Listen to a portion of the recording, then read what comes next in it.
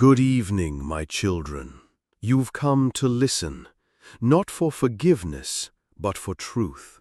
And tonight I will give it to you. My name no longer matters. What matters is the collar I wore and the sins I swallowed. In another life, they called me Father Michael. I served in a small parish tucked into the heart of Little Italy, where incense mixed with the smell of espresso and blood washed off in holy water. This is the story of how I became the keeper of a secret so heavy it fractured everything: my faith, my vows, my soul. I was the priest to men who feared nothing but God. But what happens when the priest learns the kind of truth that not even God can protect you from?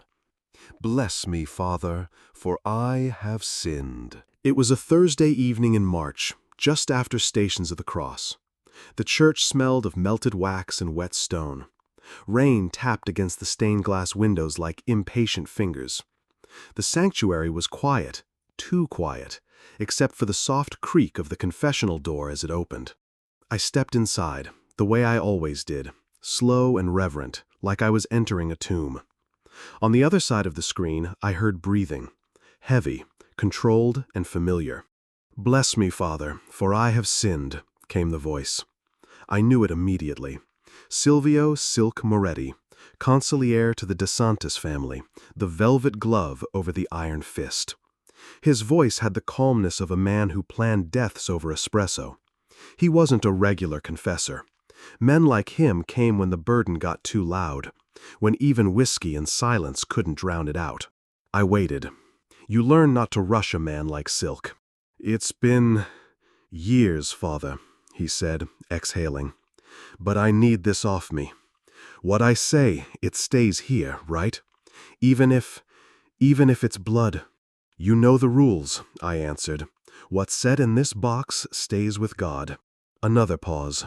He cleared his throat, and for the first time I heard something rare in him: fear. "I killed someone, Father," he said finally. "But that ain't the part that's eaten me." I stayed silent. My heart was already beating faster. "He was one of ours," Silk continued. "A made guy. I pulled the trigger myself. Put 2 in his chest and 1 in the mouth. Message clear. You understand?" I nodded instinctively, though he couldn't see it. My stomach tightened. He was going to talk about things he shouldn't, so we did what had to be done. Still, I said nothing. Not yet. "But the real reason I'm here," he hesitated. "There's another one, another rat. Only this one, he's higher up, much higher. We're talking betrayal at the top." My fingers gripped the edge of the kneeler. "If I tell you his name, Father," he said slowly, "you'll be holding the kind of secret that kills people, that kills priests." And then he laughed, a quiet, humorless chuckle that made my skin crawl. "You ever wonder what it feels like to hold life and death in your hand, Padre? You're about to find out." I didn't sleep that night. I couldn't. I poured myself a finger of sacramental wine, the cheap stuff, and stared at the crucifix above my bed. My mouth was dry, but my palms were wet. That confession changed everything. It turned the altar into a crime scene, the tabernacle into a vault of dangerous truths. Because once you know something like that, you can't unknow it. And in the days that followed, the walls of my church would whisper secrets back at me. Eyes would linger a little longer. Doors would close a little faster. And deep down, I knew. I was no longer just a priest. I was a liability. I wasn't always Father Michael. Once upon a time, I was just Mikey Russo from Mulberry Street, the son of a butcher and a seamstress, raised in the shadows of tenements where everyone knew your business and pretended they didn't. Growing up in Little Italy during the 1950s meant you learned 3 things fast: how to keep your mouth shut, how to keep your head down, and who to cross yourself for: the Father, the Son, the Holy Ghost, and the local capo. In our parish, the real saints didn't hang on stained glass windows. They sat in the front pews with silk ties and diamond pinky rings, staring straight ahead during Mass, but whispering deals in the vestibule. I was drawn to the church early, not out of purity, but because it was the only place where even the devils bowed their heads. It fascinated me, the way the toughest men would kneel before the cross like it meant something, like they were afraid of something. I wanted to be the man who heard their confessions, not their justifications. Maybe I thought I could help them. Maybe I thought I could save them. Or maybe I just wanted to be close to power without getting my hands bloody. Seminary took me away from the city for a few years. I studied theology, Latin, all that heavenly business. But I never forgot where I came from. And when I returned, collar freshly pressed, the archdiocese assigned me to St. Anthony's, right back in the heart of my old neighborhood. It was like I'd never left. Only now, I was behind the pulpit instead of in the pews. The old-timers recognized me. "Little Mikey," they'd say, shaking my hand. "The butcher's boy, huh? Now you're hearing our sins, eh?" They laughed, but it was the respectful kind, the kind you only get from men who know what you know and trust you not to repeat it. That's how it started. They'd come to me late at night, slipping through the side door of the church. No names, of course, just shadows and whispers. At first it was small things. Gambling losses, affairs, strong-arm jobs that went a little too far. But the more they came, the more they brought. Stories of blood spilled in alleyways, bodies dropped in the river, cops paid off or silenced. And I just listened, because that's what a priest does. You don't flinch, you don't judge, you absolve. And you never, ever repeat. That silence, that sacred trust, became my armor and my curse. I gained a reputation, not just among the faithful, but among the family. They called me the Vault, because nothing got out, not a word, not a look. Eventually, I wasn't just hearing confessions. I was mediating disputes, baptizing mob babies, saying masses for dead wise guys, funerals draped in roses and paranoia. I even blessed guns once. Yeah, holy water on cold steel. It's funny the things you do when your soul's been mortgaged piece by piece. There were moments I thought about walking away. But where do you go when the devil knows your name and your schedule? And truthfully, a part of me liked it. The respect, the secrets, the illusion that I mattered more than a simple man of God ever should. There was one Sunday I'll never forget. It was the Feast of St. Joseph. Big procession down the block, the kind where the statues get hoisted like royalty and the streets smell like sausage and smoke. I gave the blessing, of course, standing on the church steps, waving incense like a censer-swinging general. And down below, I saw them. Don Ernesto DeSantis and his crew, front and center, hands folded like altar boys. That was the moment it hit me, the strange symmetry of it all. The boss paying homage to the church, and the church pretending not to notice the blood under his fingernails. Everyone played their part. Everyone had their mask. Over time, I saw the game for what it was. I was their conscience for rent. They sinned, I forgave. They murdered, I muttered Latin over the corpse. They broke every commandment, and I was the one sweeping the shards beneath the sanctuary rug. But not every priest could handle it. There was Father Carmine before me, older, gentler, always nervous. He lasted 2 years. One night he left a note and a rosary on the altar and disappeared. Rumor was he couldn't take the weight anymore, couldn't sleep, couldn't pray. Some said he ran to Canada. Others whispered the family helped him disappear. Too many ears, they'd mutter. Too much guilt. Me, I was different. I had a spine, or maybe just a thicker skin. And yet, even I began to crack in places I didn't show. I'd wake up in the middle of the night, drenched in sweat, the faces of the dead dancing behind my eyelids. I'd walk through the confessional like I was entering a war zone. My homilies got shorter. My hands shook when I held the chalice. I started praying not for souls, but for silence. Because the truth was, I knew too much. I had become the unwilling archive of the family's sins, their private library of damnation. And if even a page leaked out, let's just say I would not be around to see the next procession. But there was one rule I held on to like a drowning man grips driftwood: the seal of confession, that sacred trust between penitent and priest. He came to Mass the following Sunday, front pew as usual, tailored charcoal suit, sunglasses indoors like he was hiding from God. He crossed himself, bowed his head, even took communion, lips barely touching the host. But when he looked up at me, I saw it. That look. The kind you only get from a man who owns you. He didn't need to say a word. I understood. I was now part of this. I held a name, not just a sin, and that name was the fuse to a bomb sitting beneath the family's throne.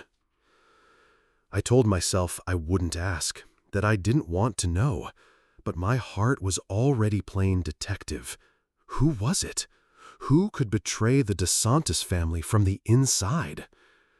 There weren't many it could be. Don Ernesto himself was too old, too regal.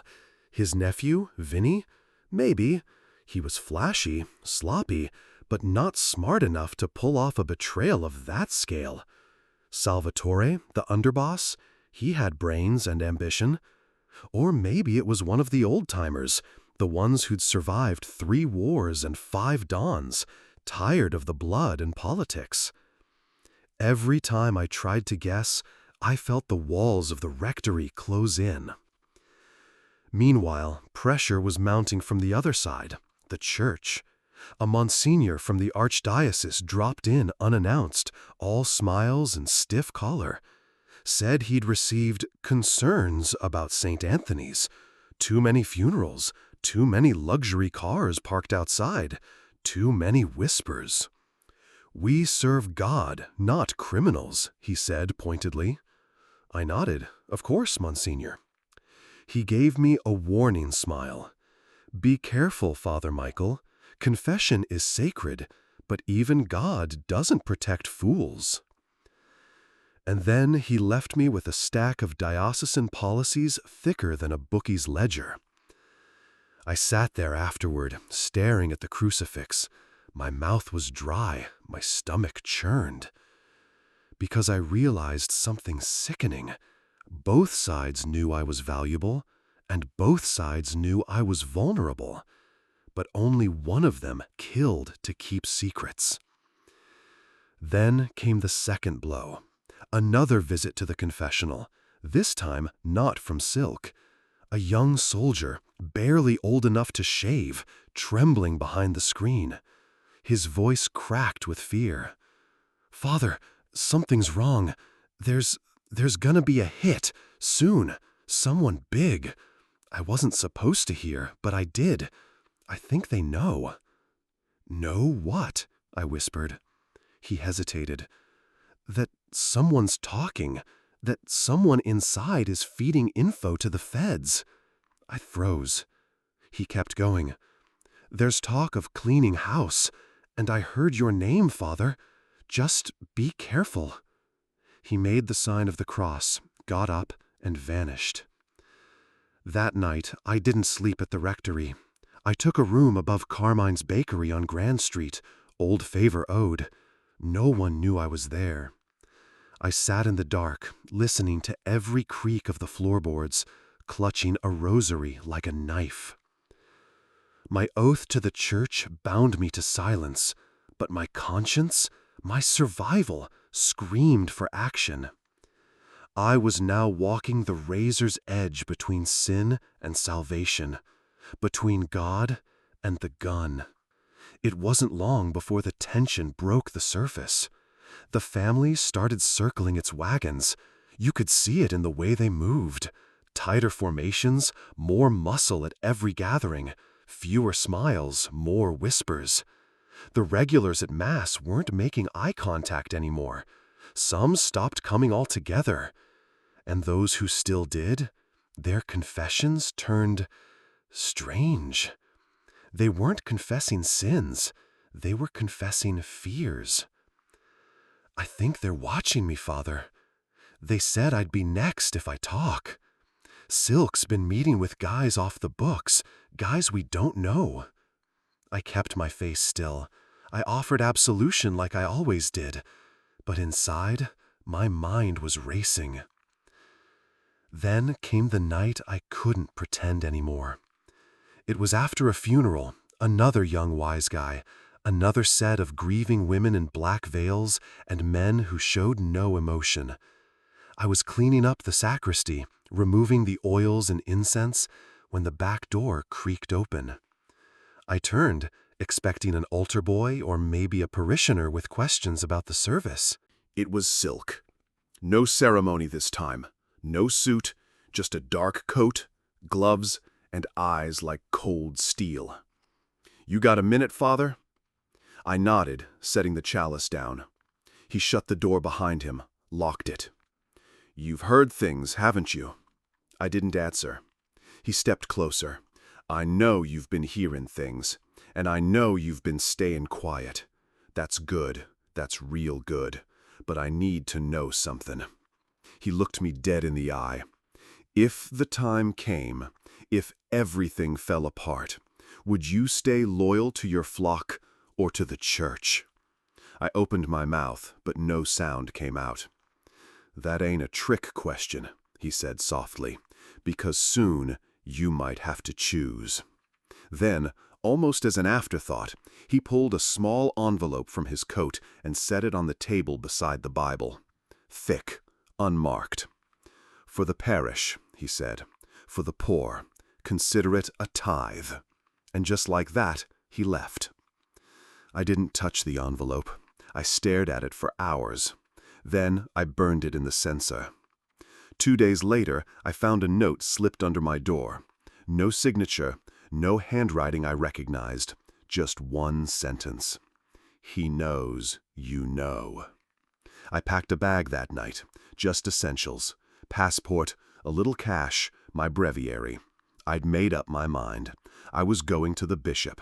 I was going to tell everything. Consequences be damned. But God, or fate, or something darker, had other plans. I never made it to the chancery. I was halfway to the subway when a black Lincoln pulled up beside me. Window rolled down. It was Don Ernesto himself. "Get in, Father." I hesitated. "I insist." Inside, it smelled of leather, cigars, and final warnings. He didn't look at me when he spoke. "You're a good man, Michael, a man of God, but you're also a man who's too close to the fire." He turned to me then, eyes like a grave. "There's a storm coming. If you want to survive it, you'll stay out of it. That means no letters, no visits, no confessions. From here on, you see nothing, you hear nothing, you speak nothing." He tapped my chest. "You're a priest. Act like one." He dropped me back at the church. I stood there, heart pounding, watching the taillights vanish into the night. That was the moment I realized I was no longer a man of God. I was a hostage of the devil. It was a Sunday morning like any other. The bells rang out, the sun broke through the stained glass saints, and the pews filled slowly with the usual mix of old widows, tired sinners, and a few men whose sins reeked louder than their cologne. I went through the motions: genuflection, incense, Kyrie eleison. My voice echoed through the nave, but it felt hollow. My soul was a cracked chalice. Every hymn, every prayer, felt like a lie I was telling both to myself and to the people looking up at me like I had answers. After Mass, I lingered by the altar. The crowd thinned. A few parishioners came up to say their usual pleasantries, their thanks, their hollow God bless yous. Then I saw her, Maria de Santi. The Don's only daughter. Not a part of the life, not exactly, but she carried its weight in her eyes. I hadn't seen her in months. She looked pale, tired. "Father," she said softly, "I need to talk." We stepped into the rectory garden. Spring was trying to bloom, but the cold still clung to the stone walls. "They're planning something," she said. "My father, he's scared, more scared than I've ever seen him. There's talk of another betrayal, another purge." I didn't say a word, just listened like I always did. "I know you hear things," she continued, "and I know you won't tell me, but I need to say this. If anything happens to him, to our family, just know he never wanted it to be like this. He wanted peace." She paused, looked me dead in the eyes. "But you already know, don't you?" I didn't answer, couldn't. She reached into her coat and handed me a folded paper. "I wasn't supposed to see this," she said. "It was in his study." I opened it. A list of names, all familiar, all connected, most of them already dead. But one name stood out, the last one on the list, Father Michael Russo. My blood turned cold. "I think they're tying off loose ends," she said. I folded the paper, tucked it into my Bible. "Thank you," I whispered. That night, I returned to the church and locked every door. I pulled the list out again. My name, scrawled in the same hand that had once patted my back in benediction. The Don had marked me. I was no longer a neutral witness. I was a threat. I prayed harder that night than I had in years. Not for forgiveness, for clarity. And then, the unthinkable happened. A gunshot. Inside the church. I ran from my quarters, heart pounding, cassock billowing behind me. He was lying there, Joey Sachs, one of the Don's enforcers, bleeding out beneath the crucifix. I dropped to my knees beside him. Blood soaked into my sleeves as I tried to press the wound. His lips moved. I leaned in close. "They think it's you," he whispered. "They think you told." Then he died. Sirens in the distance. Too late. The cops swarmed the place.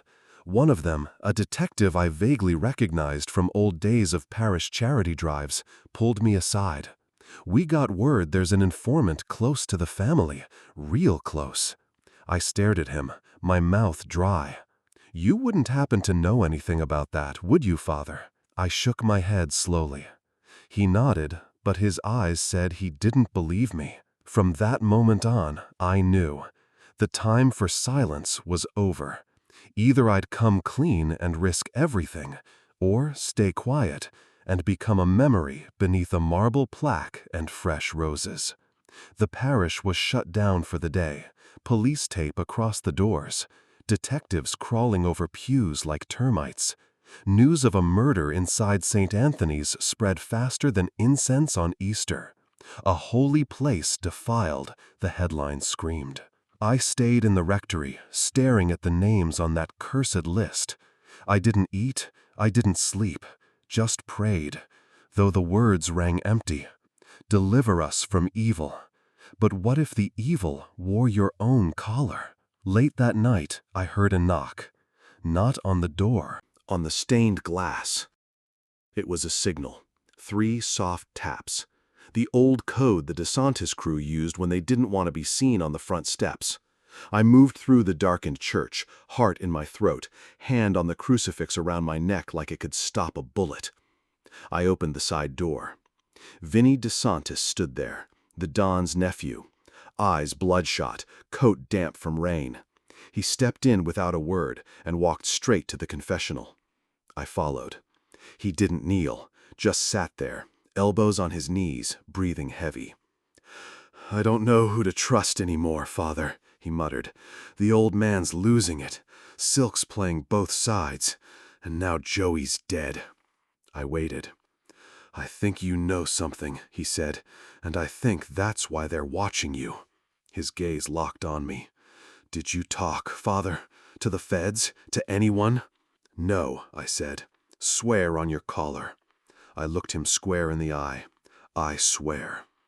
He stared a moment longer, then nodded. "I want out," he whispered. "I'm done with this life. But if I make a move, they'll kill me. You know that." I said nothing, just listened. "But if I gave you something real, would you use it?" My breath caught. He pulled a small cassette tape from his jacket. "Wire tape," he said. "Silk, the Dawn, planning hits, talking about the rat. And guess what? They name names. They're wrong, but they still want blood. Your blood." He placed it on the seat between us. "I give you this. You save me." My mouth opened, then closed again, because in that moment I knew what he was offering. A way out. A sin for salvation. I took the tape. He stood. "You never saw me." Then he slipped out the side door like a ghost. I sat in that booth for what felt like hours, holding a plastic rectangle that weighed more than a coffin. The next morning, I made the call. Not to the archdiocese. To a number I'd kept locked in a drawer for years.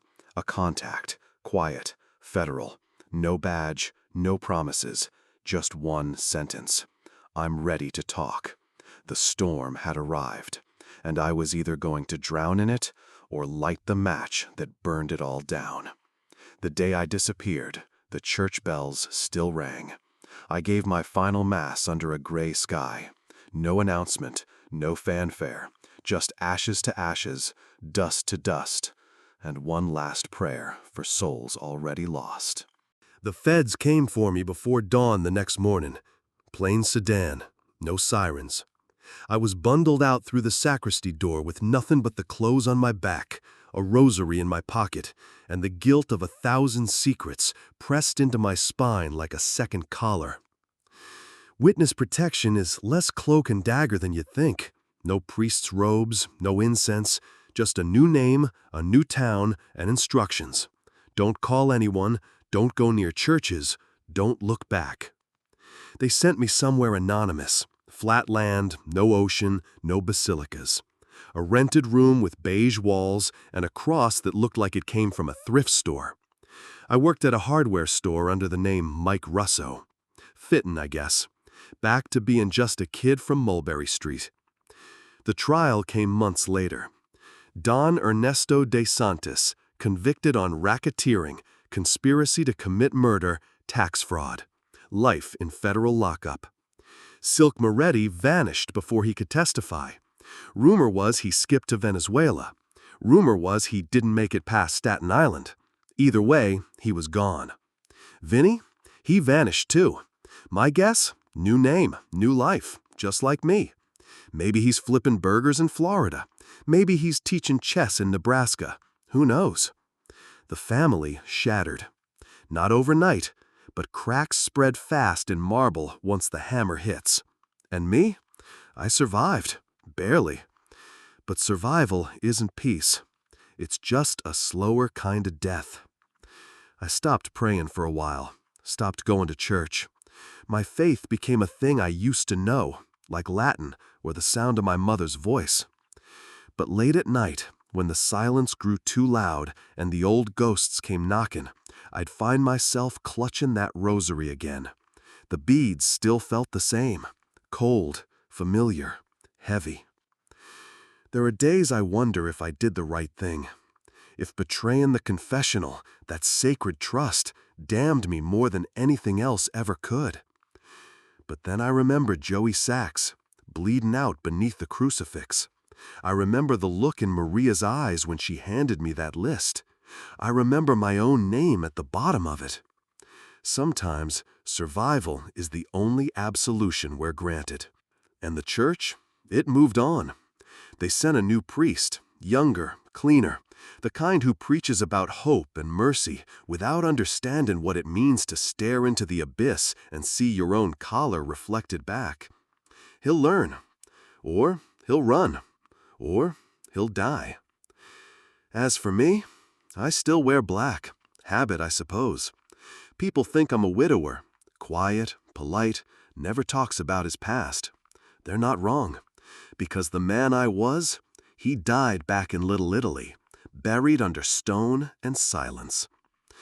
But sometimes, late at night, I write, not sermons, just memories, sins I can't forget, names I can't say aloud. And I wonder, can any soul remain clean in a world built on secrets? Or are we all just confessing to ghosts, hoping they'll forgive us before the next bullet finds our name? Good evening, my children. You've come to listen, not for forgiveness, but for truth. And tonight I will give it to you. My name no longer matters. What matters is the collar I wore and the sins I swallowed. In another life, they called me Father Michael. I served in a small parish tucked into the heart of Little Italy, where incense mixed with the smell of espresso and blood washed off in holy water. This is the story of how I became the keeper of a secret so heavy it fractured everything, my faith, my vows, my soul. I was the priest to men who feared nothing but God. But what happens when the priest learns the kind of truth that not even God can protect you from? Bless me, Father, for I have sinned.